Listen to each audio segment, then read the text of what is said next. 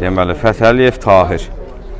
Ayın 9-u 39 ton yüklə çəkib 43 ton yarım. 1200 manat cərimə gəlib. Avqustun 9-u, sentyabrın 9-u. Bəli, bu ayın sentyabrın, bəli. Bax, tərəzi çəkim də var. Maşın şəkili də var, hər bir şey. Yəni belə. Yükün normadan aşağı 42 ton yarım yüklə çəkib. Problem nədədir? Tərəzidədir? Tərəzidədir yəqin ki, bilmirəm Harada bunlar. çəkiblər sizin?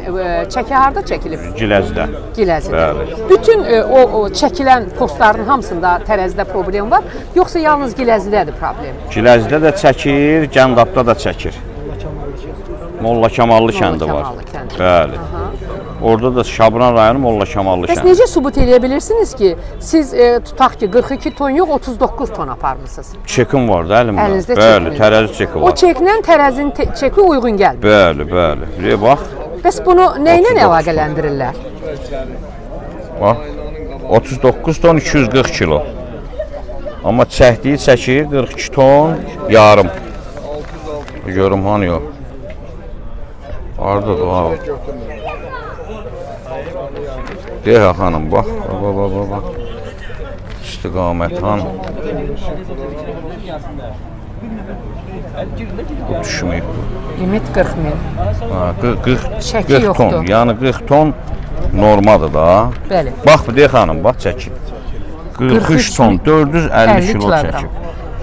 39 ton 200 yükü.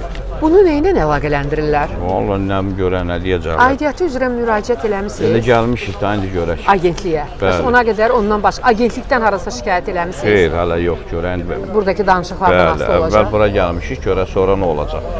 Sizcə bunun səbəbi nədir? Bax, bu tərəzidə bu problemin yaradılmasına səbəb nədir? Bunu bilərəkdən eləyirlər və ya tərəzi pozulub, düzəldilməsinə, təmirinə ehtiyac var? Onu düzəltmək olar yəqin ki.